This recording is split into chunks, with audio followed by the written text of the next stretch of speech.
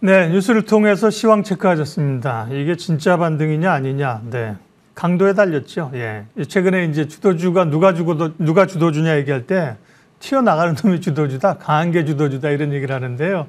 지수도 이제 강도 폭에 따라서 그걸 좀 체크할 때 아주 약하죠, 그죠? 이거 좀 더 강한 반등이 좀 나와야 힘을 좀 실을 수 있는 진짜 반등이 되는 거죠. 조용찬의 집중 분석 시간입니다. 미국은 또 뭐 금리, 높은 금리, 셧다운 우려가 상존하고요. 중국도 여러 연휴 사이에 또 어수선한 얘기가 있었는데요. 미중산업경제연구소 조용찬 소장님과 분석하겠습니다. 소장님 어서 오십시오. 네, 안녕하십니까. 미국의 정치 리스크부터 분석하겠습니다. 공화당 일부 강경파의 반란으로 미국 의회 역사상 처음으로 미국 하원의장이 해임됐습니다. 앞으로 일어날 파장이 어떻게 될까요? 아무래도 지금 대선을 앞두고 민주당과 공화당 간의 갈등이 좀 심해지고 있고요. 또 공화당 안에는 지도부하고 강경파 간의 갈등이 심하다고 합니다. 이 때문에 뭐 공화당 같은 경우는 원래 작은 정부를 지향해 왔는데요. 뭐 재정 지출 축소뿐만 아니라 세금 삭감을 계속 요구하고 있다는 점에서 11월 중순에 연방 정부가 문을 닫는 셧다운이 발생할 가능성이 상당히 좀 높아지고 있는 상황입니다. 이제 문제는 1개월 정도 미국 정부가 셧다운에 들어가면 4분기 실질 GDP 성장률 같은 경우에는 블룸버그가 예상한 예상치로는 플러스 0.1% 정도 되는데 실질적인 이번 효과가 마이너스 0.32%포인트 정도 떨어진다고 하기 때문에 기술적인 침체 국면에 들어갈 가능성이 크지 않나 보여집니다. 문제는 성장률 하락은 다음에 다시 올라가면 되지만 무디스 같은 경우에는 미국 국채에 대한 신용 등급을 떨어뜨리겠다고 경고했는데요. 최상위인 트리플 A에서 한 단계 떨어진 더블 A1으로 떨어질 가능성이 크다고 합니다. 이렇게 됐을 경우에는 달러 약세뿐만 아니라 현재 국채 수익률과 관련된 변동폭이 확대되기 때문에 글로벌 금융시장 같은 경우에는 11월 달까지도 계속 불안한 흐름을 이어가지 않을까 보여집니다. 네, 하원 의장이 해임되기 전에 예산안이 잠정적이지만 한시적이지만 극적으로 타결이 됐었거든요. 근데 이제 하원 의장이 해임됐고 지금 타결한 것도 11월 중순까지이기 때문에요. 이게 여전히 불안한 형국인데 그런 셧다운 우려들이 또 불거지고 이럴 경우에 지금 경제에 미치는 영향을 분석해 주셨고 연준의 통화 정책에도 영향을 미칠까요? 이 문제가요? 네, 아무래도 셧다운이 된다고 하면은 뭐 FRB 기능은 계속 유지는 하겠지만 금융 정책에 가장 큰 영향을 미치는 고용 통계라든지 물가 지표 발표가 2, 3주 정도는 연기될 가능성이 큽니다. 이 때문에 정책 변경을 할 수가 없게 되는데요. 지난 30년간 셧다운이 일어났을 때 물가와 고용지표 발표가 지연이 됐던 적은 3차례 있었다고 합니다. 이때도 현재 금융정책 기조가 바뀌지는 않았는데요. 11월 중순에 셧다운을 피할 수 없다고 한다면 연준 같은 경우에도 경제에 미치는 악영향을 우려할 수밖에 없는 상황이고요. 이렇게 된다면 11월 1일 FOMC에서 금리를 더 이상 올리기는 좀 어렵지 않나 보여집니다. 과거 사례를 보면 2, 3주 정도 셧다운이 됐을 경우에는 미국 경제에 큰 변화는 없었지만 아무래도 2018년도와 같이 5주 연속 진행이 됐을 경우에는 금융정책뿐만 아니라 아무래도 금융시장에 미치는 변동성은 커질 가능성은 피해가기는 어려울 것으로 보여집니다. 연방정부의 업무가 마비되면 경제적으로도 불안하고 정책 결정을 할 수 있는 데이터를 받아볼 수 없기 때문에 금리를 동결할 가능성이 높다. 그렇다고 셧다운이 계속 길어지기를 기대할 수도 없고요. 그죠? 참 어렵네요. 안정이 좀 돼야 될 것 같고요. 미국 대선 얘기하겠습니다. 여론조사 결과 트럼프 후보가 지금 바이든 대통령을 거의 비슷하게 가다가 또 최근 조사는 트럼프가 앞서는 걸로 나옵니다. 아직 뭐 1년 남긴 했지만 뭐 상당히 공화당에서는 트럼프를 대체할 수 있는 인물이 지금으로서는 없나 보죠. 네, 그렇습니다. 네. 현재 그 민주당 같은 경우는 가장 큰 고민이 휘발유 가격이 갤런당 2달러 중반에서 4달러까지 높아졌는데요. 이 때문에 임금 상승분을 고스란히 자동차에 그 투자할 수밖에 없는 상황이고요. 또 범죄 증가뿐만 아니라 중남미 불법 이민자들이 급속하게 늘고 있으면서 대통령의 지지율을 좀 떨어뜨리는 역할을 하고 있다고 합니다. 최근 들어와서 또 민주당의 우호적이었던 워싱턴 포스트를 비롯해서 많은 그 언론들이 바이든 대통령은 2024년 대선 출마하지 말라는 기고문을 올리고 있는데요. 아무래도 2025년 2기 임기가 시작될 때 나이가 82살, 상당히 고령이고요. 육체적으로나 정신적으로 대통령직을 수행하기가 부족할 뿐만 아니라 새로운 그 인물들에 대해서 대통령직을 수행할 수 있는지에 대한 검증 기간이 없다고 합니다. 이 때문에 현재 트럼프의 지지율이 반사 이익을 받으면서 올라가는데 트럼프 같은 경우는 형사 소송과 관련해서 4차례, 여기에 또 민사 소송과 관련해 건수가 좀 걸리면서 아무래도 동정표가 좀 유지되는 것은 아닌가 이렇게 보여집니다. 이제 문제는 트럼프가 공화당 대선 1위 자리를 계속 지키고는 있지만 월스트리트 저널을 비롯해서 많은 언론들 같은 경우에는 미국인들의 57%는 트럼프가 정직하지 못하다. 그리고 62%는 사회상식이 없다고 부정적으로 평가를 한다는 점에서 앞으로 1년 남은 대선 기간 동안에 여러 가지 변수들에 의해서 지지율이 큰 폭으로 변할 가능성이 크고요. 이렇게 된다면은 미국의 실질적인 그 금리는 추가적으로 더 상승할 가능성이 있지 않나 이렇게 보여집니다. 선거라고 하는 게 정말 좋은 사람, 선호하는 사람을 뽑는 것이 아니라 덜 나쁜 사람을 뽑는 이런 구도로 이제 갈 때가 좀 있습니다. 네. 전현직 대통령의 지금으로서는 대결 구도입니다. 소장님 말씀을 앞으로 이제 변화 가능성은 있다고 했는데요. 그 변화 가능성 가운데 하나가 공화당 내에서도 트럼프를 대체한 인물은 지금 없어 보이고 제3의 후보, 제3당을 통한 새로운 후보 선출 움직임 이런 것도 있다면서요?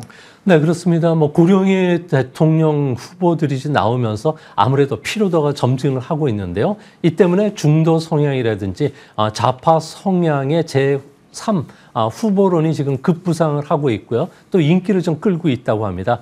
2016년도에 대선 과정에서 보면은 힐러리 클린턴이 샌더스라는 제3 후보에 밀려가지고 아무래도 표를 잠식을 당했는데요. 이 때문에 정권이 좀 교체되는 그런 사태들이 있었다고 합니다. 이 때문에 정권 탈환을 위해서 현재 공화당 같은 경우에는 대동단결하라는 이야기가 나오고 있는데요. 이 때문에 그 미국의 그 보수적인 싱크탱크라고 할 수 있는 아메리카 엔터프라이즈 연구소라든지 헤리티지 연구소들 같은 경우에는 보수파들에게 이데올로기 논쟁을 중단하라는 지시가 떨어졌다고 합니다. 이 때문에 공화당은 똘똘 뭉치는 데 반면에 민주당 같은 경우는 온건파와 좌파가 갈라지고 있고요. 또 온건파 중에서도 노조를 중시하는 파, 뉴 데모크라티스라고 해서 격차 해소라든지 또 성정체성, 환경 문제를 중시하는 사람들 간에 또 이합 집산이 또 흩어지고 있기 때문에 이번 대선에서는 아무래도 5, 6개 주인 경합주에서 승부가 갈릴 가능성이 있지 않나 이렇게 보여집니다. 네. 중국 얘기 넘어가겠습니다. 긴 황금 연휴 기간이었는데요. 그 연휴 기간 동안에 외신 뉴스나 이런 거 보니까 중국도 수도나 이런 데 관광지에 사람이 엄청 밀려가지고요. 세 발짝 가는데 1시간 걸리고 있다 그러면서 정말 인파들이 엄청 몰려 있었던 것이 있었습니다. 그러면 결국 그걸 통한 여행이나 소비 회복, 관광 특수 이런 거 좀 기대할 수 있나 이런 생각도 듭니다.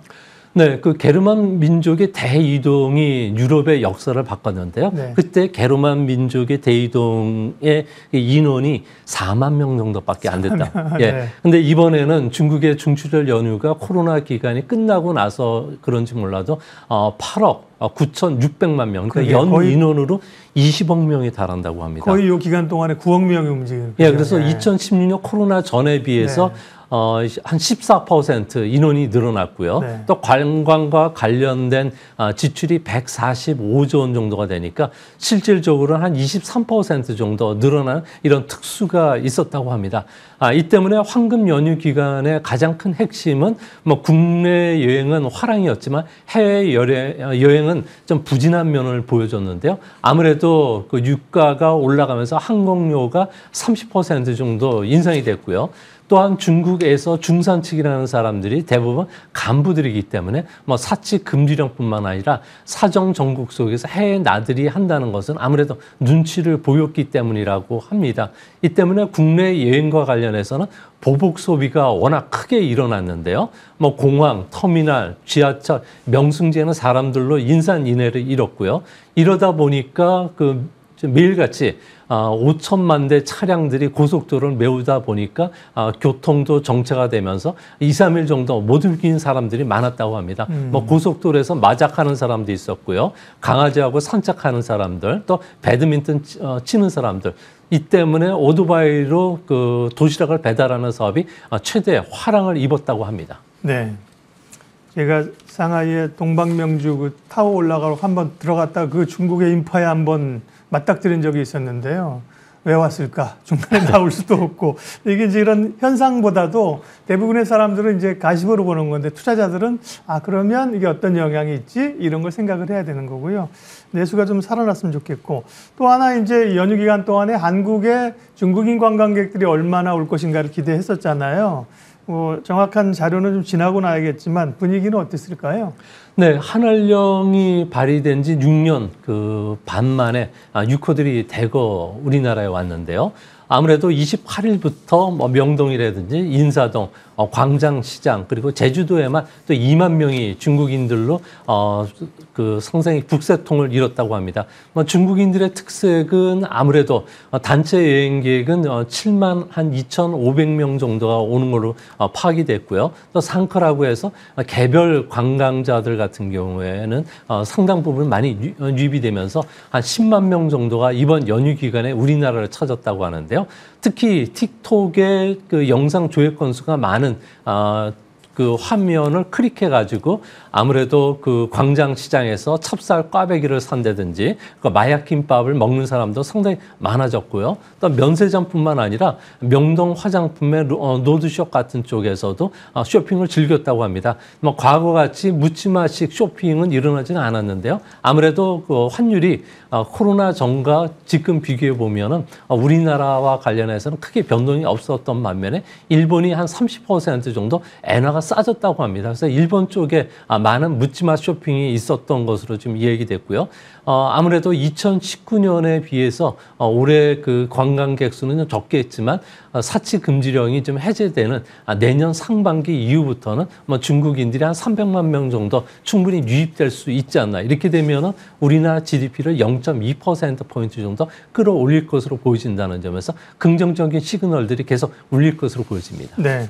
중국은 이제 정치 상황도 어렵고요. 이 경제적 측면을 계속 얘기를 하게 되면 최근에 부동산 업체들의 위기가 계속 그 물밑에서 진행 중인데 헝다그룹의 쉬자인 회장이 뭐 체포됐다. 가택 연금 상태다. 뭐 이런 얘기들이 계속 나오고 있는데요. 그러면서 관련 그룹이 홍콩에서 주식 거래 중단되고 그랬거든요. 예. 어떤 상황인지 체크 좀 해주세요. 네, 그 헝다 같은 경우는 2021년에 그 심각한 유동성 위기를 겪으면서 지금도 진행이 되고 있는데요. 뭐 중국에서는 대마 불사라는 이야기가 있습니다.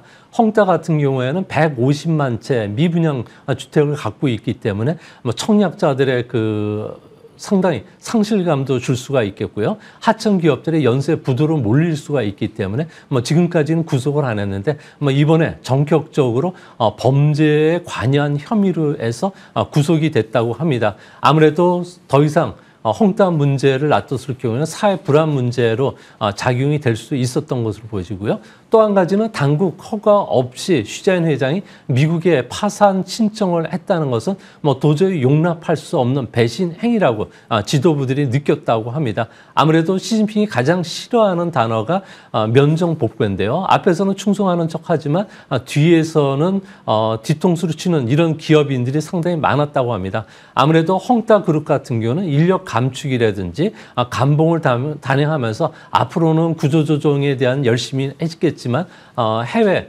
자금을 빼돌리면서 이런 그 현상들이 아무래도 그 중국 당국의 노임을 샀던 것으로 보여집니다. 예, 뭐 쉬자인 회장 관련해서는 또 할 얘기가 많긴 한데요. 까짓거리도 많은데 시간상 그게 부동산 업계에 미치는 영향 분석하고 또 중국 내년 성장률 전망 이렇게 해서 좀 가도록 하겠습니다. 그러니까요, 뭐 헝다도 그렇고 지난번에 그 얘기가 나왔던 것이 해소가 안 된 상황에서 헝다그룹 문제가 다시 불거지면 중국의 부동산 문제가 다시 또 수면 위로 오르지 않을까 걱정이 됩니다. 어떻게 보세요? 네, 헝다 문제는 여기서 그치는 게 아니고요. 아무래도 중국의 그 많은 자금난을 겪고 있는 50대 상위 기업들 중에 35개는 유동성 위기를 겪고 있다고 합니다. 이들 기업들 같은 경우는 상당한 경영 그 재건의 어려움에 처할 가능성이 크고요. 또 해외와 관련된 달러 부채 상황과 관련해서 중국 정부가 아마 대출을 해주지는 않는 정책을 필 것으로 보여집니다. 이 때문에 많은 중국 기업들이 해외에서 자금 조달에 상당히 어려움을 겪을 가능성이 있지 않나 보여집니다. 그런 측면에서 보면 올해는 성장률 목표 5%는 어떤 그 명목 하에서라도 수치를 맞출 가능성이 크겠지만 내년도부터는 4% 달성이 상당히 힘들지 않을까 보여지고요. 중국에서 부동산 가격 하락이 지금 이제 본격적으로 시작이 되는데요. 항저우 같은 경우에는 알리바바가 있는 본사가 위치한 건물 주변에는 가격이 상당히 올랐지만 최근 한 30%가 하락했고요. 상하이나 베이징에서도 고급 아파트들이 한 20% 정도 하락을 했는데 이게 추가적으로 하락한다면 은행 부실 채권 문제뿐만 아니라 소비에도 악영향을 끼친다는 점에서 올해보다는 내년도에 중국 경제의 어려움이 좀 더 본격적으로 다가올 가능성이 크지 않나 이렇게 보여집니다. 네, 성장률 얘기 마지막 질문으로 가겠습니다. 올해는 그러면 이제 5%를 맞출 수 있느냐가 관심인 것 같고요. 세계은행이 내년 성장률 전망치 중국을요 4.8에서 4.4로 낮췄습니다. 그럼 4% 전망이 뒤를 이을 가능성이 높다고 보이는데요. 이게 또 경기 경착륙 이런 얘기가 또 나올 수 있겠네요.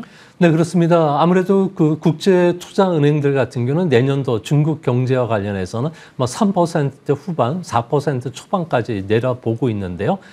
부동산 경기가 화랑이었던 2020년만 하더라도 중국 같은 경우는 시멘트 소비량이 2년치가 미국의 100년치에 해당했었고요. 또 지난 10년간 철강 소비량만 하더라도 미국의 100년치에 해당할 정도로 중국 경제는 부동산에 의해서 성장을 이끌어왔는데 이제 이런 성장 동력이 소비에서도 찾아질 수 없다는 측면에서 앞으로 중국 경제와 관련해서는 새로운 성장 엔진을 찾기 전까지는 중국의 성장률 하락 속도가 예상보다는 좀 빨라질 가능성이 있지 않나 그런 측면에서 봤을 경우에 중국과 관련된 외국인들의 투자 횟수, 주가와 관련해서 본격적으로 경기 부양책이나 새로운 성장 엔진을 찾는 이런 작업이 펼치기 전까지는 좀 보수적으로 보셔야 될 필요가 있지 않나 생각이 됩니다. 조용찬의 집중분석 미중산업경제연구소 조용찬 소장님 함께했습니다. 고맙습니다.